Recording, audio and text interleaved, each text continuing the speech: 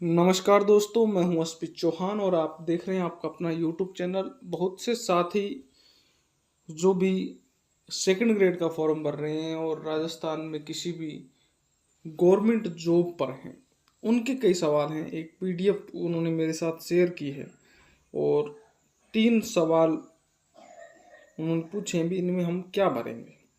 बहुत से साथियों ने इस टाइप के क्वेश्चन पूछे हैं, तो इसलिए मैं एक अलग से वीडियो बना रहा हूँ। इसके अलावा भी 2-4 और क्वेश्चन भी हैं आप सभी के, ओटीआर से संबंधित या कुछ अन्य वैकेंसी से संबंधित, उन पर भी आज अपनी चर्चा करेंगे। तो सबसे पहले जो है, पहला जो क्वेश्चन है, अभी मौजूदा सरकारी विभाग या सार्वजनिक उपक्रम कर्मचारी है, तो आपको इसके अंदर यस भरना है और कौन सा आपका डिपार्टमेंट है उसको फिल करना है, जैसे एजुकेशन है या कुछ और है।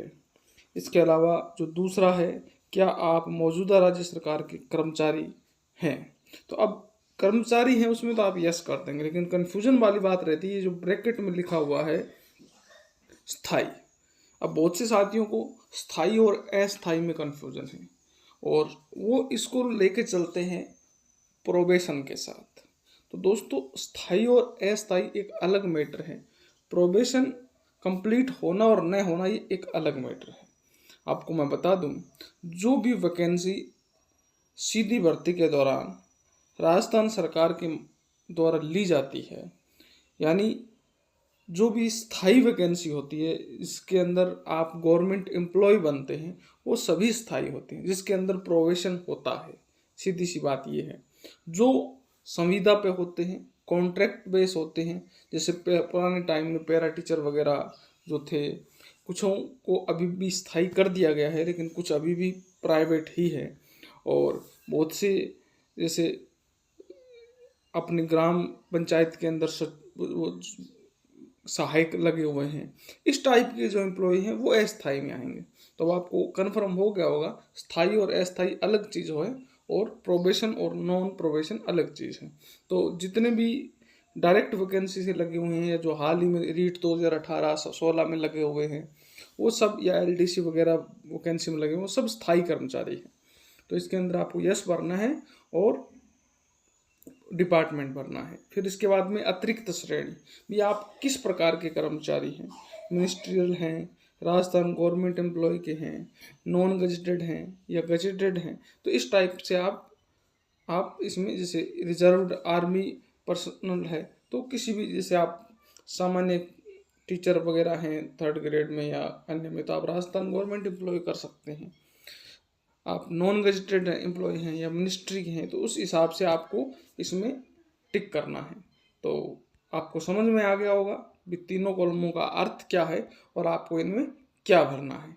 अब बात करते हैं कुछ अन्य सवाल जो आपने मेरे से पूछे हैं। तो एक अपने साथी हैं, वो ये पूछ रहे हैं भी, मैं राजस्थान का हूँ, यस की जगह नो हो गया, क्या करूँ। तो आप कौन सा फॉर्म भर रहे हैं आपने ये भी नहीं बताया है। अगर आप रीट का फॉर्म भर रहे हैं तो रीट हेल्पलाइन पर बात करें, और अगर आप सेकंड ग्रेड का फॉर्म भर रहे हैं तो आरपीएससी हेल्पलाइन पर बात करें।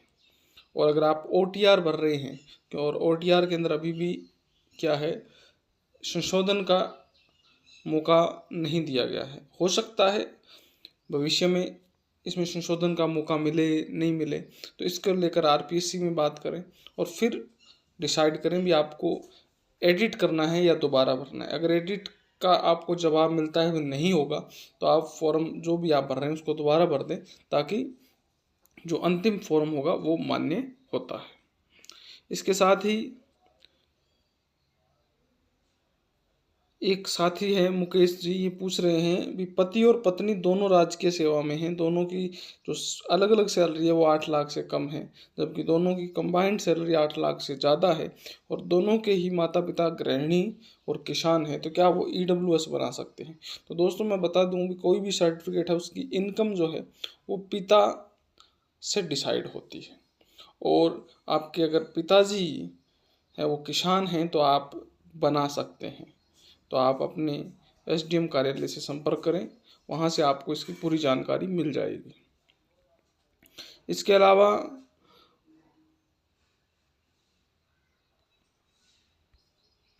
एक दो साथियों के क्वेश्चन हैं। ओबीसी न्यू मांगा है, आरपीएससी साइट पर साफ लिखा है आरपीएससी ने, तो बिल्कुल सही बात है। मैंने पिछले वीडियो में आपके साथ इससे संबंधित चर्चा की थी। एक साथी हैं रवि मीना, तो वो बोल रहे हैं बीएससी वाले मैथ और साइंस दोनों का फॉर्म भर सकते हैं क्या? इन्होंने पूरा तो नहीं लिखा है, लेकिन मैं समझ सकता हूँ ये सेकंड ग्रेड की बात कर रहे हैं। और तो बीएससी से ये डिसाइड नहीं होता है भी आप मैथ या साइंस दोनों से फॉर्म भर सकते हैं। बीएससी के अंदर आपके पास सब्जेक्ट क्या है वो डिसाइड करता है। अगर आपके पास बीएससी के अंदर मैथ के साथ साइंस के 2 सब्जेक्ट हैं, जैसे आपके पास फिजिक्स है, आपके पास केमिस्ट्री है, तो आप मैथ और साइंस दोनों से फॉर्म भर सकते हैं। यानी 2 साइंस के सब्जेक्ट होने चाहिए और उसके साथ आपके पास मैथ होना चाहिए। साइंस के साथ ही बीएससी के अंदर कंप्यूटर एप्लीकेशन ले लेते हैं, तो अगर उनके पास कंप्यूटर है तो फिर वो साइंस के फॉर्म नहीं भर सकते। तो इस बात से आप समझ गए होंगे।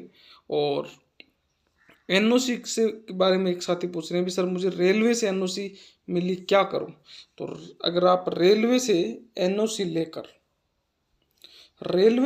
लेकर राजस्थान में किसी सर्विस में उसका फ़ायदा लेना चाहते हैं तो नहीं मिलेगा, क्योंकि रेलवे की जो नौकरी है वो केंद्र की है और अन्य राजस्थान की जो है वो राज्य सरकार की है। तो जो एनओसी का लोशन लाभ दिया जाता है वो राज्य सरकार की किसी जॉब से दूसरी राज्य सरकार की किसी जॉब में जाते हैं तब मिलता है। तो रेलवे की नौकरी का यहाँ पर कोई भी फाइनेंशियल फ़ायदा नहीं मिलेगा। एक साथी पूछ रहे हैं भी ओटीआर जन आधार से भर दिया है जिसमें सरनेम नहीं आ रहा है, क्या अब ओटीआर वापस एडिट हो सकता है? दोस्तों ओटीआर एडिट होने के लिए अभी तो आरपीसी ने कोई भी गाइडलाइन जारी नहीं की है, लेकिन बहुत सारी प्रॉब्लम साथियों को आ रही है, तो लगता है ओटीआर भरने की जो डेट है वो भी बढ़ेगी और इसके साथ साथ इसमें एडिट का ऑप्शन भी शुरू होगा, लेकिन वर्तमान में नहीं है, होने की संभावना ज़्यादा है। फॉर्म भरने से पहले एनओसी चाहिए क्या? बिल्कुल साहब, एनओसी जो है वो आपको एग्ज़ाम से पहले चाहिए। मैंने पिछले वीडियो में भी चर्चा की थी, एग्ज़ाम देने से पहले आपको एनओसी लेनी चाहिए। नॉन ऑब्जेक्शन सर्टिफिकेट है ये, नो ऑब्जेक्शन सर्टिफिकेट भी आपकी डिपार्टमेंट को आपकी इस एग्ज़ाम देने से कोई प्रॉब्लम नहीं है, तो एग्ज़ाम से पहले आपको लेनी होती है। हाँ, कई वैकेंसी में ऐसा देखने को आया है भी फॉर्म भरते वक्त भी एनओसी का नंबर मांगते हैं, तो उस कंडीशन में आपको फॉर्म भरते वक्त भी चाहिए। और अगर किसी एग्ज़ाम में फॉर्म भरते वक्त एनओसी नहीं मांगी गई है तो फिर आप एग्ज़ाम देने से पहले कभी भी एनओसी ले सकते हैं। तो दोस्तों ये था आज का वीडियो जिसमें अपनों ने महत्वपूर्ण सवालों पर चर्चा की। ऐसे ही अन्य सवालों पर भी हम चर्चा करते रहते हैं, जुड़े रहें हमारे साथ। एक साथी का क्वेश्चन है कि महात्मा गांधी विद्यालय से सामान्य विद्यालय में जो ट्रांसफ़र की प्रक्रिया है वो कैसे रहती है अगर हम महात्मा गांधी विद्यालय के अंदर डेपुटेशन करवा लेते हैं? तो दोस्तों ट्रांसफ़र जो महात्मा गांधी विद्यालय हैं उनके ऑर्डर जो हैं वो अलग से होते हैं। सामान्य विद्यालय के साथ उनका संबंध टूट जाता है एक बार के लिए, और अगर आप महात्मा गांधी विद्यालय से वापस सामान्य विद्यालय में आना चाहते हैं तो आप उसी सीट पे आ पाएंगे जिस सीट से आप गए हैं, क्योंकि महात्मा गांधी विद्यालय से वापस सामान्य विद्यालय में आने का मतलब है भी आप वहाँ पढ़ाने में असमर्थ हैं, सुविधा को कोई नहीं देख रहा है, यहाँ आप पढ़ाने में असमर्थ हैं। वो एक पनिशमेंट के रूप में आपको उसी विद्यालय में छोड़ेंगे जिस विद्यालय को छोड़कर आप महात्मा गांधी विद्यालय में गए थे। हाँ, अगर आप कम से कम, यहाँ एक कंडीशन है, कम से कम 5 साल, अगर आप 5 साल तक शांतिपूर्ण तरीके से अच्छे रिजल्ट के साथ महात्मा गांधी विद्यालय में स्टडी करवा लेते हैं तो उसके बाद आप ट्रांसफ़र करवा सकते हैं जहां आपकी मर्जी है। इसी प्रकार विवेकानंद मॉडल स्कूल के अंदर भी इसी प्रकार की कंडीशन होती है। तो कम से कम 5 साल आपको वहाँ रहना होगा जहाँ पर भी आप महात्मा गांधी विद्यालय में डेपुटेशन करवा रहे हैं। तो इस बात को सोच समझकर ही डेपुटेशन के लिए जाएं। और अगर आप चाहते हैं हम बाहरी डिस्ट्रिक्ट में हैं और 2 साल जॉब करने के बाद हम अपने होम डिस्ट्रिक्ट के लिए ट्रांसफ़र के लिए एप्लीकेशन लगाएंगे, तो फिर महात्मा गांधी विद्यालय के बारे में सोचना बंद कर दीजिए। ओके दोस्तों, तो ये था आज का वीडियो। फिर मिलते हैं एक नई वीडियो के साथ, तब तक जय हिंद, जय भारत।